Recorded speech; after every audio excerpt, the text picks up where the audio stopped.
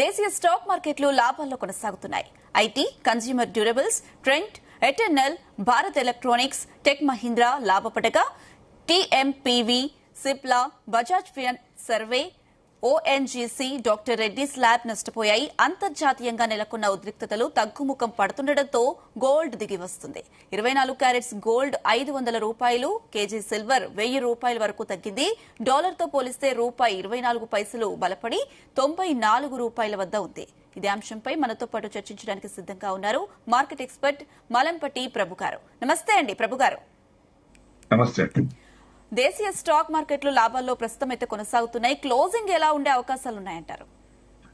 Closing positive కావచ్చు. ఎందుకంటే 24,000 above, 24,030 above అంటే కొంచెం పాజిటివ్ అనుకోవచ్చు. దానిపైనే ఉంది, ఎందుకంటే అంత కిందకి రావట్లేదు. నిన్న హై వచ్చేసి 24,003, దాన్ని దాటిపోయింది, పైనే ఉంది కాబట్టి సో ఇవాళ క్లోజింగ్ పాజిటివ్ ఉండొచ్చు. ఎందుకంటే రేపు సిగ్నేచర్ అవుతుంది స్విట్జర్లాండ్ లో యుఎస్ ఇరాన్, అంటే యాక్చువల్ గా అయితే ఇజ్రాయెల్ ఇరాన్ అనాలి, కానీ సిచ్యువేషన్ ఎలా వచ్చింది చూడండి. యుఎస్ ఇరాన్ వస్తాం సిచ్యువేషన్, అంటే అసలు ఇద్దరికి ఆయన తప్పుకొని మెయిన్ యుఎస్ వచ్చేసింది మధ్యలో.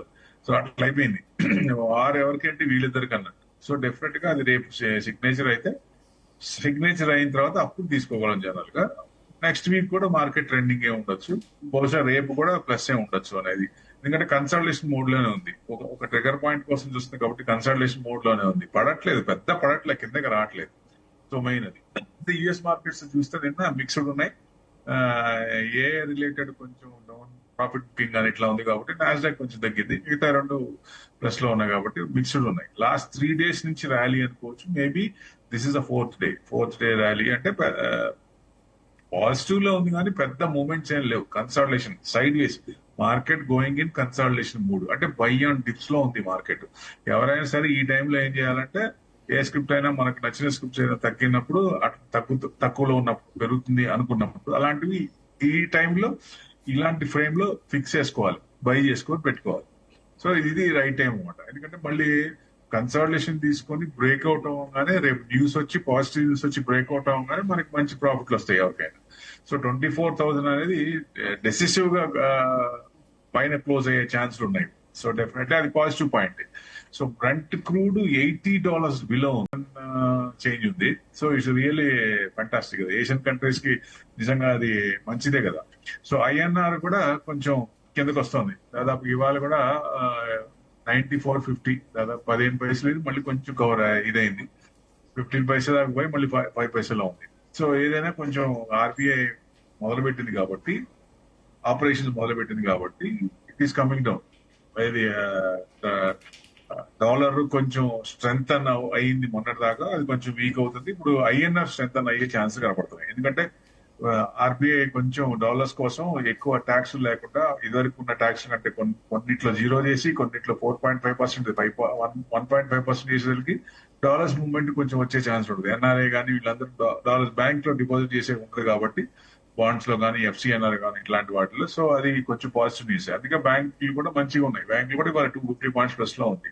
సో నిఫ్టీ కంటే బ్యాంక్ నిఫ్టీ ఒక రకంగా స్ట్రాంగ్ ఉన్నట్టు. స్ట్రాంగ్ లాంగ్ పెట్టుకుంటే మీకు 63,500 వరకు రావచ్చా అంటే, చిన్నగా డిపాజిట్స్ కనుక పెరుగుతుంటే, డాలర్ డిపాజిట్స్ పెరిగితే డెఫినెట్ గా బ్యాంక్స్ ముందు అంటే ఏదైనా ఇమీడియట్ రన్ వస్తుందంటే ఫస్ట్ రేస్ లో బ్యాంక్స్ అండ్ ఫైనాన్షియల్స్ ఏ ఉంటాయి. సో మెయిన్ అది.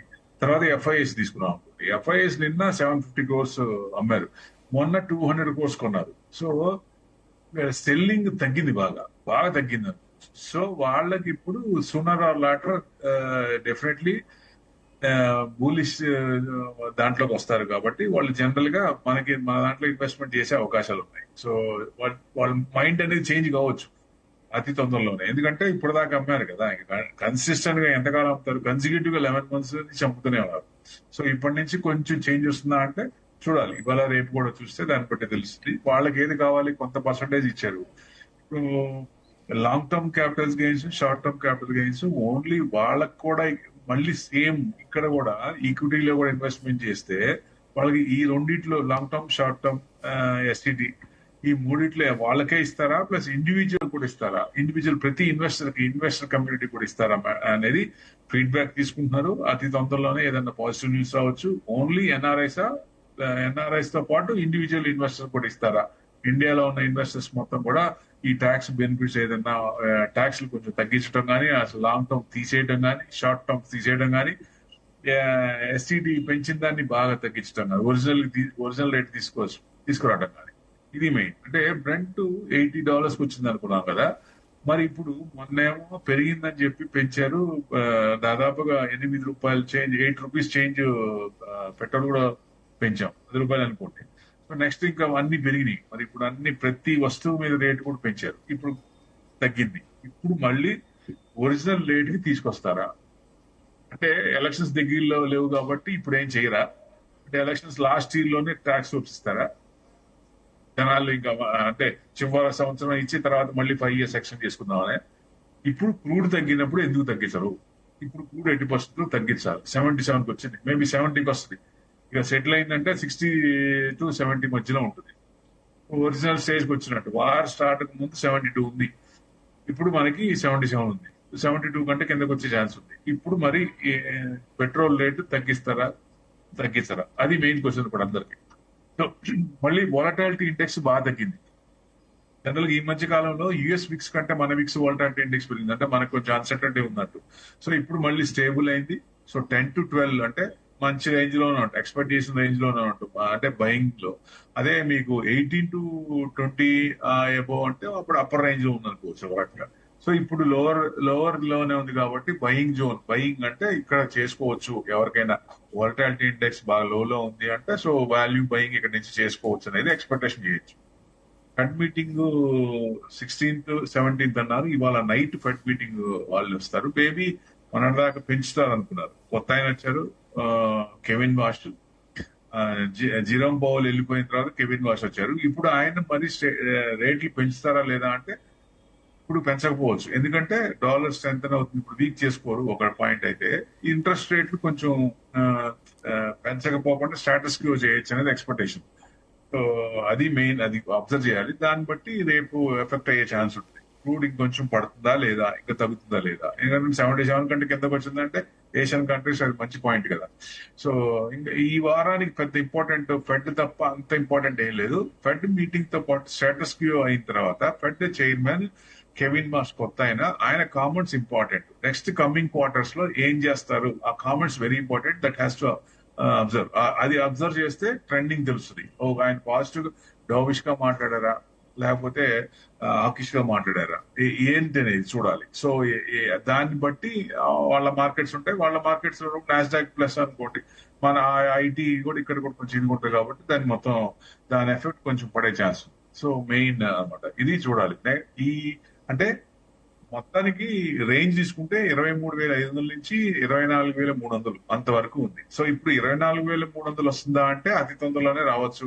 ఇది రేపు నైట్ కనుక ఏం స్టేటస్ క్యూ చేసి రేపు 19th ఇరాన్ పీస్ డీల్ ఉంది కదా, దాని మీద సిగ్నేచర్ అయితే సో మేబీ ఫ్రైడే ఈవినింగ్ వస్తుంది కాబట్టి దాని ఎఫెక్ట్ మండే పడుతుంది. అందుకని నెక్స్ట్ వీక్ కూడా ఇదే రేంజ్ తీసుకోవచ్చా అంటే 23,500 నుంచి 24,300 నెక్స్ట్ వీక్ కూడా ఇదే రేంజ్ కంటిన్యూ అయ్యే ఛాన్స్ ఉంటుంది. అంటే ఈ వారం మొత్తం కన్సాలిడేషన్, పెద్ద మూవ్మెంట్స్ లేవు, అప్ అండ్ డౌన్. అంటే ఎక్కడ వేసిన గొంగలు అక్కడే ఉన్నట్లు లెక్క.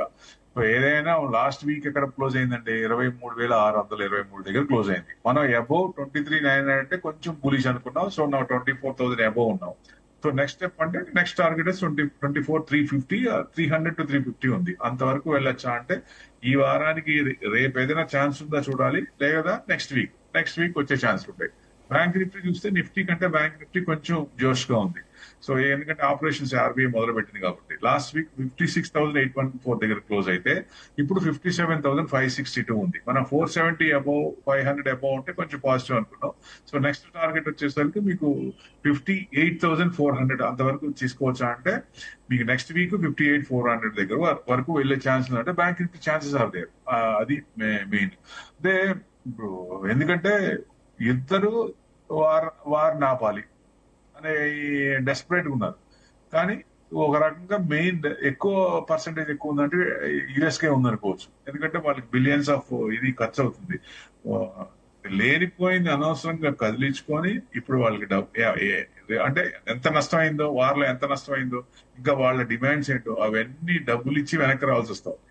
సో ఇది అనవసరమైన ఇది కదా. సో డెఫినెట్ గా ఆ, ఈ బర్డెన్ అనేది యుఎస్ మీద బాగా పడే ఛాన్స్ ఉంది కాబట్టి వాళ్ళకి ఇప్పటికే దాదాపు ఇక అప్పు అనేది విపరీతంగా పెరిగిపోతుంది. ఫ్రెష్ అప్ తీసుకోవాలన్నా కాంగ్రెస్ పర్మిషన్ కావాలి. సో అది మెయిన్. వాళ్ళు అందుకనే ఆయన కొంచెం ఇబ్బంది పడుతూ ఉన్నారు. సో ఇది సెటిల్ చేసుకుంటే మంచిదనే ఉద్దేశంతో ఎక్కువ వాళ్ళు అడిగింది ప్రతిదీ ఏం అడిగితే అది ఇచ్చేసారు అన్నారు, ఇచ్చేసినట్టు అనిపిస్తుంది. అంటే మన ప్రాబ్లమ్స్ మెయిన్ ఏంటి ఈ మధ్య కాలంలో మనం ఫేస్ చేసేది ఐఎన్ఆర్ 97 నుంచి కొంచెం చిన్నగా తగ్గుతోంది. స్టిల్ ఇంకా 90 కిందకి కూడా రాలేదు. ఐఎన్ఆర్ తగ్గాలి. సో ఇంపోర్ట్ కాస్ట్ ఇది అవుతాయి. క్రూడ్, గోల్డ్ ఇవన్నీ మిషనరీ అన్ని కొంచెం ఇది అవుతాయి. సో అవన్నీ కూడా కాస్ట్లీ అయిపోతాయి. సో అది తగ్గితేనే మంచిది. తగ్గినప్పుడు ఆ ఎఫెక్ట్ పడదు, కరెంట్ అకౌంట్ మీద డివిజన్ పడదు. లేదంటే కొంచెం ఎక్కువ పెట్టి కొనుక్కోవాల్సి వస్తుంది. నెక్స్ట్ వచ్చి మనకి క్రూడ్ ఇప్పుడు తగ్గుతోంది. బాగానే తగ్గింది క్రూడ్ మనకి. ఎందుకంటే ఇంకా 72 వస్తుందా, 72 కంటే తగ్గితే బెస్ట్. ఎందుకంటే ఎక్కువ ఏషియన్ కంట్రీస్ కూడా క్రూడ్ మీద ఆధారపడ్డాయి. సో దానివల్ల మనకి ఈ మధ్య కాలంలో ఎక్కువ ఇబ్బంది పడతాం. తర్వాత ఇంకోటి ఏంటి, high valuation. Indian markets high valuation లో ఉంది అని. ఇప్పుడు ఫారెన్ మార్కెట్స్ ఏమో ఆల్ టైమ్ హై కొడుతూ ఫ్రెష్ ఆల్ టైమ్ హై పోతున్నాయి. మనం ఆల్ టైమ్ హైకే ఇంకా 8%, 6 to 8% దూరంలో ఉన్నాం. ఇంకా మనకి ఇంకా హై వాల్యుయేషన్ ఎట్లా అవుతుంది? ఎక్కువ అంటే బ్రాడర్ మార్కెట్ కూడా ఎంత కొట్టాలో అంత down side beat and down index అంటే బాగా ఐటీ తీసుకున్న బీట్ అండ్ డౌన్ ఇండెక్స్ అట్లా మిడ్ అండ్ స్మాల్ క్యాప్ కూడా బాగా కొట్టేస్తారు ఇప్పుడు కదా, స్టాక్స్ అన్ని పెరుగుతున్నాయి. సో హై వాల్యుయేషన్ ఇక్కడి నుంచి అంటే హై వాల్యూ ఏది ఇప్పుడు వాల్యూ బయింగ్ అవుతుంది, ఇంకా కొంచెం పెరిగే ఛాన్స్ ఉంది. ఆల్ టైమ్ హై దాటి 26,300 దాటి మళ్ళీ మనం ఫ్రెష్ ఆల్ టైమ్ హైకి రావాలి.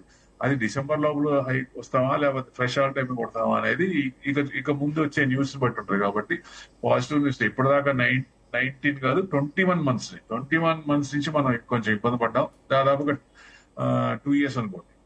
ఇక్కడి నుంచి కొంచెం మూవ్మెంట్ రావచ్చా అంటే ఇక్కడ నుంచి కొంచెం ఆశ దృక్పథం ఇన్వెస్టర్స్ కి కొంచెం ఇక్కడి నుంచి పెరగచ్చు అనేది కనిపిస్తుంది. సో అది ఇంప్లిమెంట్ అవ్వాలి. అది ఎందుకంటే ఇప్పుడు దీంతోనే ఆయన అగ్రిమెంట్ చేసి దీంతోనే ఆగుతాడా, ఇంకేమైనా ఉన్నాయా?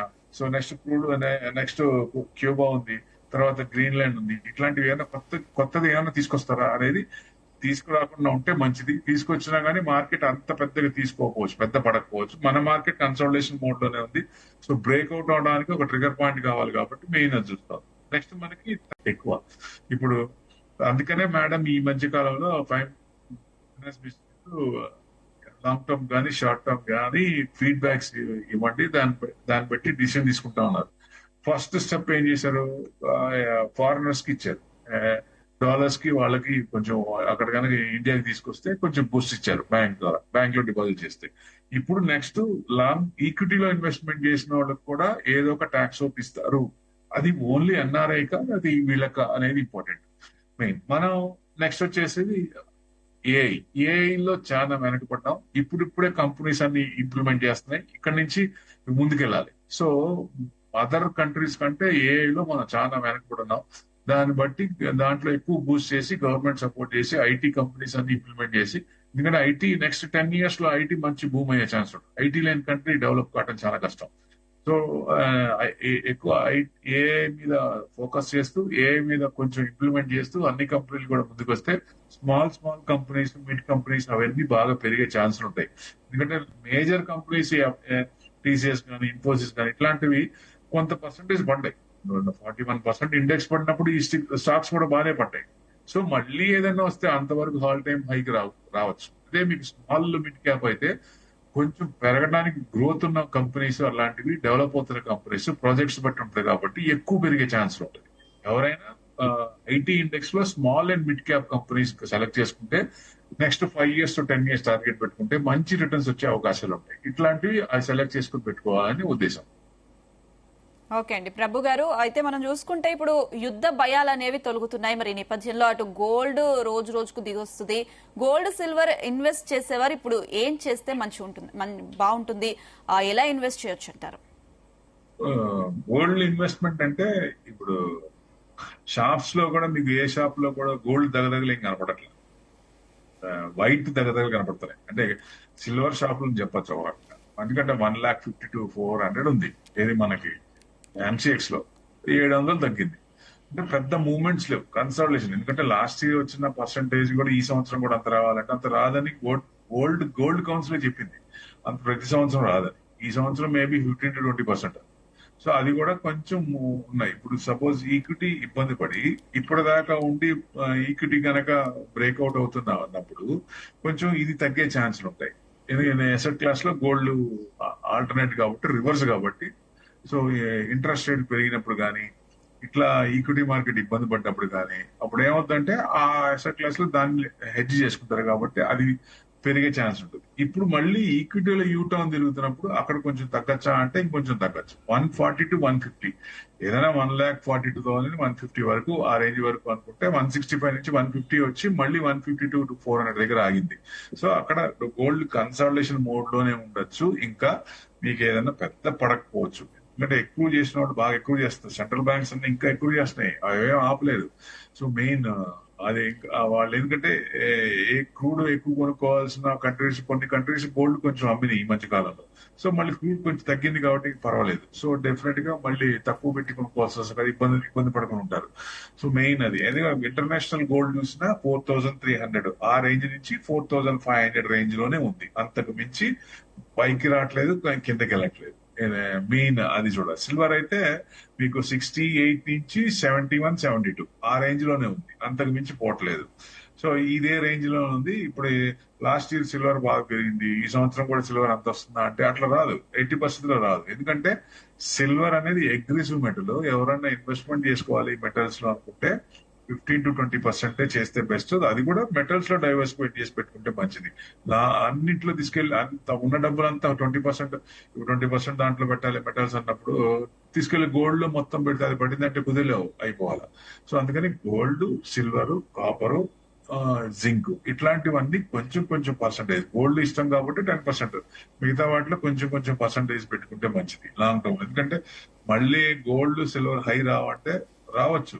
ఎందుకంటే ఏదైనా ఇబ్బందులు ఉన్నప్పుడు, జియో పొలిటికల్ టెన్షన్స్ ఏదైనా కొత్తగా వచ్చినప్పుడు, ఎకనామిక్ కన్సర్న్స్ ఉన్నప్పుడు, ఇట్లాంటివి ఏదైనా నెగిటివ్ వచ్చినప్పుడు మళ్ళీ పెరిగే ఛాన్స్ ఉంటుంది. అట్లాంటివి రావాలి, గోల్డ్ పెరగాలని మనం కోరుకోకూడదు కదా. జనరల్ గా గోల్డ్ ఒక రేంజ్ లో కొంచెం తగ్గితేనే మంచిది. ఎక్కువ మంది కొనుక్కోవడానికి ఛాన్స్ ఉంటుంది, ఎక్కువ కొనడానికి ఛాన్స్ ఉంటుంది. అదే 1 year దాకా కూడా మోడీ గారు వద్దన్నారని చాలా మంది కూడా ఆగారు. దాదాపు 7% తగ్గింది కదా. సో ఫ్యాంటాస్టిక్ అది, ఆయన చెప్పిన మాట విన్నారు. సో ఇప్పుడు మరి క్రూడ్ తగ్గింది కాబట్టి కమ్యూనిటీ రిక్వెస్ట్ కూడా మరి క్రూడ్ తగ్గింది, పెట్రోల్ తగ్గించమని చెప్పారు. మీరు చెప్పింది చేశారు. మీరు ఏదైతే వద్దన్నారో గోల్డ్ కొంట తగ్గించారు. ఇప్పుడు మీరు ఎవరికైతే చెప్పారో వాళ్ళే మిమ్మల్ని అడుగుతున్నారు. ఇప్పుడు క్రూడ్ తగ్గింది కాబట్టి ఇప్పుడు తగ్గించండి, మిగతా అన్ని తగ్గుతాయి. అన్ని పప్పులు అన్ని పెరిగిపోయినాయి. ఇప్పుడు టోటల్ పెరిగిపోయినాయి దాదాపుగా ఈ క్రూడ్ పెరిగిన దగ్గర నుంచి. సో ఇప్పుడు తగ్గుతున్నప్పుడు ఎందుకు తగ్గవు? ఇక తగ్గిస్తే మంచిదని ఉద్దేశం. వాళ్ళ హంబుల్ రిక్వెస్ట్ అదే. సో అది తగ్గిస్తారా లేదా అనేది మీటింగ్ ప్రభు గారు, మనం చూసుకుంటే ఇప్పుడు ఫిజికల్ గోల్డ్ విషయానికి వస్తే అంటే ఇంకా తగ్గుతుందా అని భావించవచ్చా, లేదంటే ఇది లాభాల్లోకి చేరుకుంటే మళ్ళీ ఇప్పుడు ఇన్వెస్ట్ చేయాలనుకునే వాళ్ళు ఏ రకంగా ఆలోచిస్తే బాగుంటుంది అంటారు? డిజిటల్ గోల్డ్ పెట్టుకుంటే బెస్ట్. అవసరార్థం ఎంత అవసరమో గోల్డ్ అంతవరకే ఇన్వెస్ట్మెంట్ చేస్తే బెస్ట్. ఇప్పుడు 10 సంవత్సరాలకైనా ఆ టైంకి నాకు ఎంత కావాలి గోల్డ్, లేకపోతే 1 year కి ఎంత కావాలి అంతవరకు. ఇప్పుడు ఇమీడియట్ అయితే ఎంత ఉన్నా కొనుక్కోవాల్సిందే. 1,00,000, 2,00,000 కొనాల్సిందే. సో కొనేస్తారు. సో అదే మీకు టైం ఉంటే గోల్డ్ ఈటీఎఫ్లు కానీ ఇట్లాంటివి పెట్టుకుంటే మంచిది. ఎందుకంటే వాళ్ళకి ఎక్స్పెన్స్ రేషియో తక్కువ కాబట్టి వాటిని కొంచెం గోల్డ్ ఎక్కువ చేసుకొని ఆ టైంకి రెడీమ్ చేసి లేటెస్ట్ ఆర్నమెంట్ కొనుక్కోవచ్చు. అదే ఇప్పుడు మీరు గోల్డ్ కొన్నారు, బిస్కెట్ కొన్నారు, ఆర్నమెంట్స్ కొన్నారు, కాయిన్స్ కొన్నారు, అవన్నీ కూడా కొంచెం అవసరార్థం కొంతవరకే ఉపయోగపడతాయి. ఎక్కువ ఉన్నా ఉపయోగం లేదు, డెడ్ ఇన్వెస్ట్మెంట్ అవుతుంది. సపోజ్ 100 కాయిన్లు అనుకోండి, ఓన్లీ 50 కాయిన్స్ కే వస్తుంది పర్ హెడ్. సో ఇంట్లో 5 ఉంటే 50 కాయిన్స్ అంటే 250 వస్తాయి. సపోజ్ 1000 కాయిన్స్ ఉంటే 750 కాయిన్స్ వేస్ట్, డెడ్ ఇన్వెస్ట్మెంట్. అది దాని ఉపయోగం లేదు.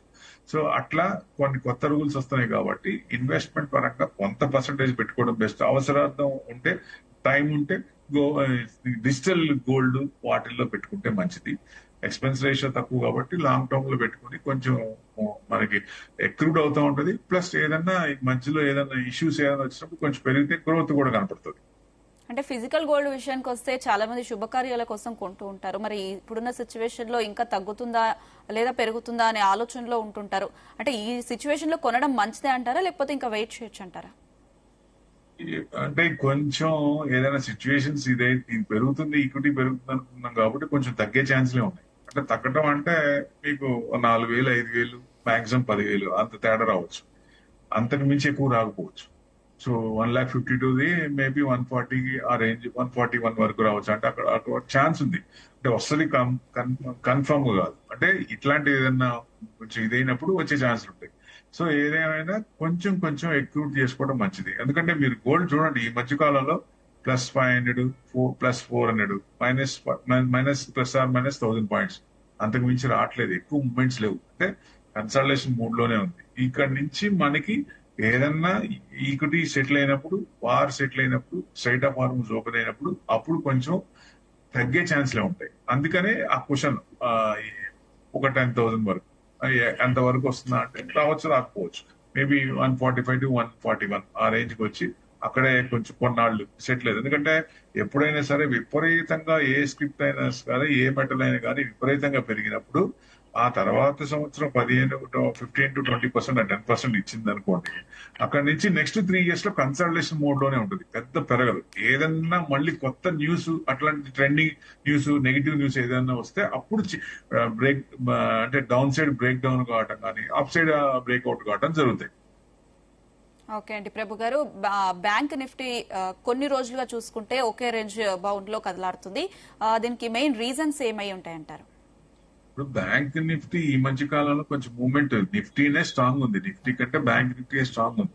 అది కాక కొంచెం మీకు నిఫ్టీ పడేది కూడా, ఇది మీరు అబ్జర్వ్ చేశారో లేదో, 1,000 పాయింట్స్ అంటే 35% స్టాక్స్ బ్యాంక్ నిఫ్టీ స్టాక్స్ లో ఉన్నది. పర్సంటేజ్ వెయిటేజ్ తీస్తే నిఫ్టీలో 35%. అంటే 1,000 పాయింట్స్ బ్యాంక్ నిఫ్టీ పడితే 350 పాయింట్స్ పడాలి. ఎప్పుడు పడింది ఈ మధ్య కాలంలో? ఎక్కడ పడలేదు.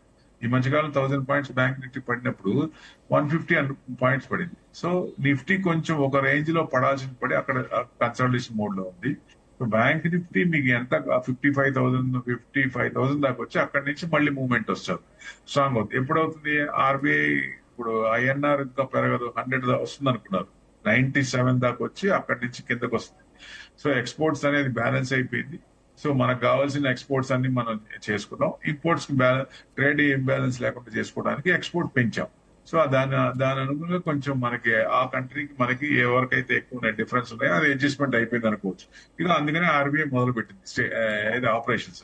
సో ఇక్కడ నుంచి చిన్నగా 90 దగ్గర కొంచెం కన్సల్టేషన్ 90 వరకు ఉండొచ్చు. 90 కట్ అయిన తర్వాత ఇంకా ఫర్దర్ గా వాళ్ళు తీసుకునే స్టెప్స్ బట్టి అప్పుడు కొంచెం తగ్గుతుందా లేదా, అంటే కొన్నాళ్ళు వరకు మేబీ 90 వరకే ఉండొచ్చు కన్సల్టేషన్. తర్వాత కానీ చిన్న చిన్నగా టైం పట్టుద్ది అంటారు. మేబీ 1 to 3 years బట్టి తర్వాత కానీ కిందకి రావచ్చు అనేది. కొంచెం తగ్గితే మనకి బెస్ట్. ఎందుకంటే ఇప్పుడు ఎక్కువ ఉందనుకోండి, ఇంపోర్ట్స్ ఈజీ కాస్ట్ అవుతాయి, ఎక్స్పోర్ట్స్ ఈజీ అవుతాయి. సో మనకి జరగాల్సింది ఎక్స్పోర్ట్ చేశాం కాబట్టి ఇప్పుడు చిన్న చిన్నగా కొంచెం తగ్గించే అవకాశాలు, తగ్గే అవకాశాలు కనపడతాయి.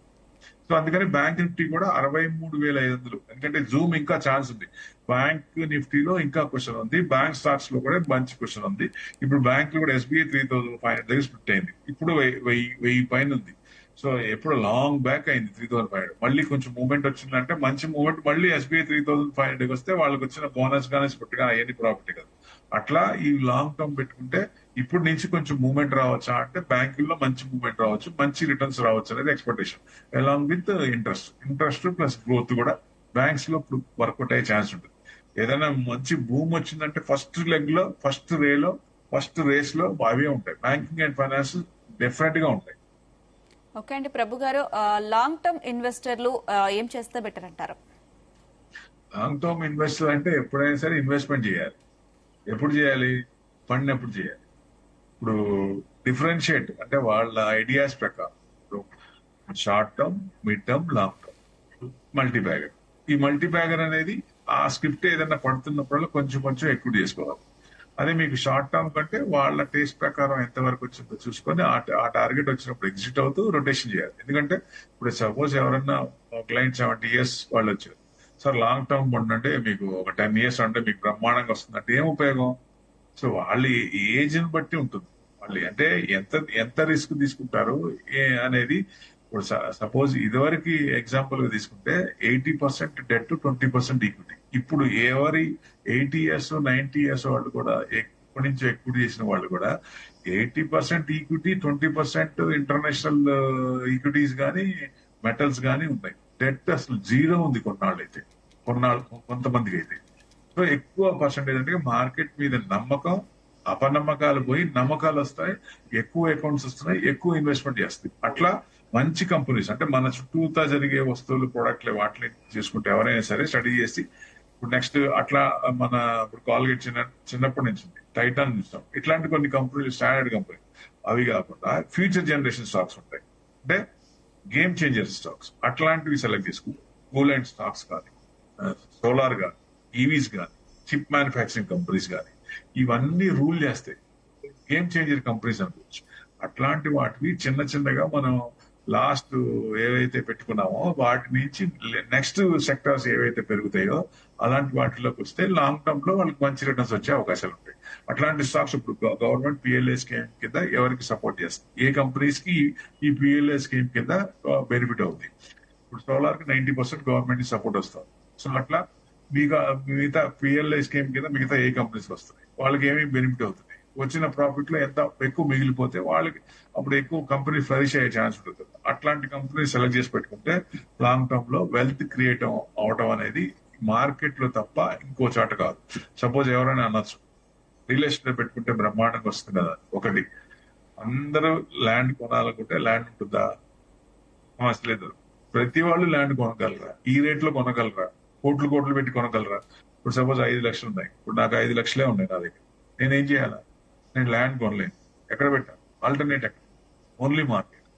అంటే చేయాల్సిన పని చేస్తూ చేయకూడని పనులు ఎవరికే వచ్చినాయి, వాళ్ళకి ఎవరికో డబ్బులు వచ్చినాయి, నేను కూడా దాంట్లో పెట్టుకుంటాను అని కాకుండా ఎక్కడ ఎంటర్ కావాలో చూసుకొని, ఎక్కడెక్కడ మార్కెట్ స్టడీ చేసి ఇంటర్నేషనల్ మార్కెట్ చూసుకొని ఆ ఇన్వెస్ట్మెంట్ చేస్తే, కొంచెం టైం ఇస్తే ఈ రిటర్న్స్ వచ్చే అవకాశాలు ఉంటాయి. నాకు తొందరగా కావాలి, ఈ నైట్ కే కావాలి, ఓవర్ నైట్ లో రావాలంటే రావు. మార్కెట్ 80% రావు. మొత్తానికి మొత్తానికి మోసం వస్తుంది. సో మంచి స్టాక్స్, ఫండమెంటల్ ఉన్న స్టాక్స్ సెలెక్ట్ చేసుకుని పెట్టుకుంటే లాంగ్ టర్మ్ లో మంచి రిటర్న్స్ వచ్చే అవకాశం ఈ ప్లాట్ఫామ్ తప్ప ఇంకో ప్లాట్ఫామ్ లేదు, కరాఖండిగా లేదు. చివరగా ప్రభు గారు, రేపు స్టాక్ మార్కెట్లు ఎలా ఉండే అవకాశాలు ఉన్నాయంటారు? కన్సల్టేషన్ మోడ్ లో ఉంది, అప్పర్ సైడ్ కన్సల్టేషన్. ఇలానే ప్లస్ మైనస్ కొంచెం, అంటే మైనస్ కి రాలేదు ఇవాళ. రేపు కూడా 14th మన 24,000 అబోవ్ నే ఉండొచ్చు అనేది. 24,000 కిందకి రావట్లేదు, క్లోజింగ్ అవ్వట్లేదు. రేపు కూడా +or- 30 points అయినా 24,000 అబోవ్ ఉంటుంది కాబట్టి కొంచెం క్లోజింగ్ కూడా రేపు ఇదే ఛాన్స్ ఉంటుంది. అప్ ట్రెండే ఉండొచ్చు కానీ జూమ్ అయ్యే అవకాశాలు లేదు. కన్సల్టేషన్ మోడ్ లో న్యూస్ వచ్చిన తర్వాత కానీ, ఆ ట్రిగర్ పాయింట్ వచ్చిన తర్వాత కానీ, అప్పుడు కానీ తీసుకోవద్దు. సో అది ఎప్పటికవుతుంది? అది మండేకే వస్తుంది. అందుకని మండే నెక్స్ట్ వీక్ కూడా కొంచెం అప్ ట్రెండ్ లోనే ఉండొచ్చా అంటే అవకాశాలు ఎక్కువ ఉన్నాయి, మెండుగా ఉంది.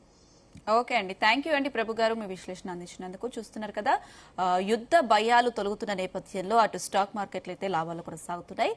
ప్రస్తుతం బులియన్ మార్కెట్ అయితే నష్టాల్లో కొనసాగుతుంది. అటు మార్కెట్లో ఉన్న పరిస్థితులను అర్థం చేసుకుని ఆచితూచి అడుగులు వేయాలంటూ కూడా అటు విశ్లేషకులకు చెప్తున్న పరిస్థితి. ఇది వాళ్ళ business updates. Keep watching Zee Telugu news. నమస్తే.